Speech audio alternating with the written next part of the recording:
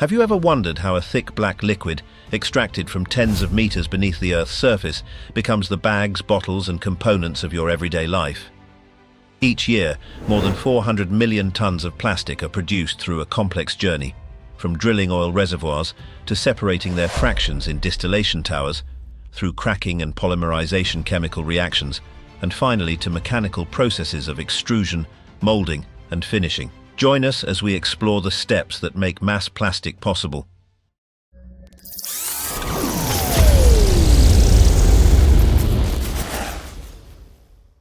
Crude oil, a dark, viscous liquid formed millions of years ago from marine and plant remains, lies trapped in porous rock beneath impermeable sediment layers.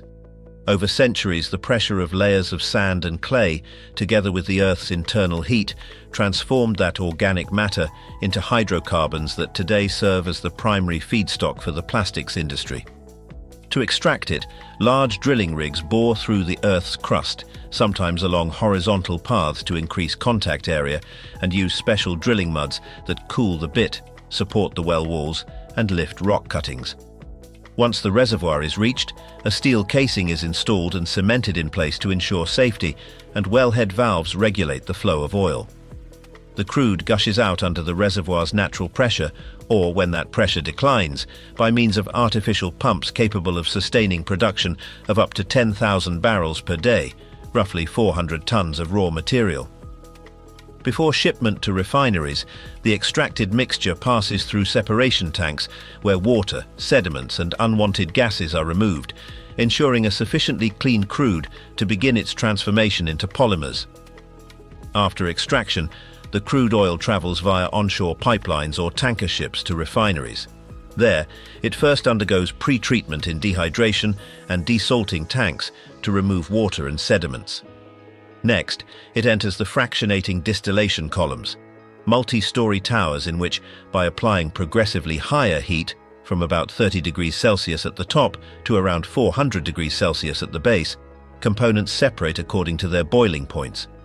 In the lower sections, the heaviest fractions, asphalt, fuel oils, are collected.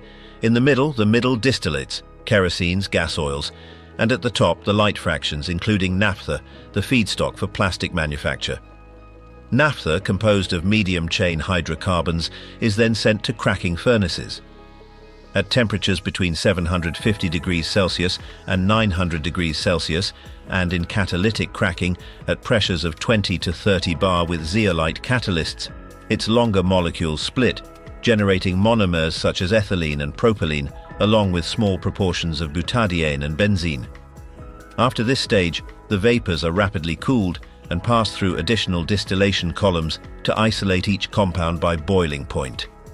In this way, high-purity ethylene and propylene are obtained, which are then used in polymerization reactors to produce various plastics, from rigid polyethylene to flexible polypropylene. With high-purity ethylene and propylene in hand, the key stage is polymerization, carried out in large pressurized reactors holding several thousand liters. Inside, at temperatures of 50 degrees Celsius to 200 degrees Celsius and pressures from a few to over 100 bar, monomers link into long chains via transition metal catalysts, for example, titanium compounds. There are three main modes: gas phase, which facilitates drying and product purity; suspension, which offers better particle dispersion control; and solution, which yields very uniform molecular weights. By adjusting catalyst concentration, reaction time, and pressure, it is possible to regulate chain length and branching. Thus, high-density polyethylene, HDPE, is produced by promoting straight, compact chains to obtain a rigid, resistant material, ideal for pipes and rigid containers, while low-density polyethylene, LDPE, is obtained by creating side branches that confer flexibility, bags and films. During the reaction, additives such as UV stabilizers, antioxidants or flame retardants are also introduced to improve durability, heat resistance, or impact strength, depending on the final application. When complete, the polymer is pelletized, ready for shaping by extrusion or injection molding. Once the polymer pellets arrive at forming plants, extrusion is the first step. There, the dry material is fed into a hopper that leads it into a heated barrel where electric heaters raise the temperature to 200 to 300 degrees Celsius, depending on the resin type. Inside, one or more screw augers rotate at high speed, mixing and homogenizing the molten mass. This viscous paste advances through the barrel until forced through a die or nozzle shaped to the desired profile: tubes, sheets, window profiles, 3D printing rods, or even technical filaments. Immediately after the die, a cooling system, either water immersion or air jets, solidifies the plastic in seconds, ensuring it retains its cross-section without deforming. Temperature and pressure sensors monitor the process in real time, allowing adjustments to extrusion speed, throughput, and wall thickness. An industrial line may run 24 hours a day, processing tens of tons per day and using automatic cutters or winding systems to prepare the final product. For three-dimensional parts with complex geometries and micron-level tolerances, injection molding is employed. In this system, pellets enter a melt barrel similar to the extruders, where a hydraulic or electric screw melts and conveys them to the injection chamber. When the melt reaches the proper viscosity, a piston, or the screw itself, acts at pressures exceeding 1,500 bar, forcing the molten plastic into steel cavities machined to micron-level precision. The molding cycle includes a rapid injection phase, a holding pressure stage to compensate for shrinkage, and a brief in-mold cooling that typically lasts between 10 and 60 seconds, depending on wall thickness. Once solidified, the mold opens and an ejector automatically releases the part, such as phone housings, automotive components, or medical devices. Machine vision cameras inspect each unit for surface or internal defects, and only conforming parts proceed to finishing, labeling, or assembly. This dual approach, continuous extrusion for profiles and sheets and cyclic injection for complex parts, combines speed, precision, and versatility to meet most plastic industry needs. After molding, the still hot plastic must be cooled rapidly and uniformly to prevent warping or internal stresses. The most common method is immersion in cold water tanks, 5 degrees Celsius to 15 degrees Celsius, where roller systems gently guide the product as it solidifies evenly. Alternatively, air cooling tunnels with cold air jets, regulated by thermal sensors, are used when water contact would harm the surface finish or when the polymer contains moisture-sensitive additives. Cooling time depends on part thickness and polymer type. Thin films cool in seconds, while bulkier parts need minutes. To ensure uniform temperature descent, modern systems incorporate infrared cameras and contact probes that continuously monitor the process.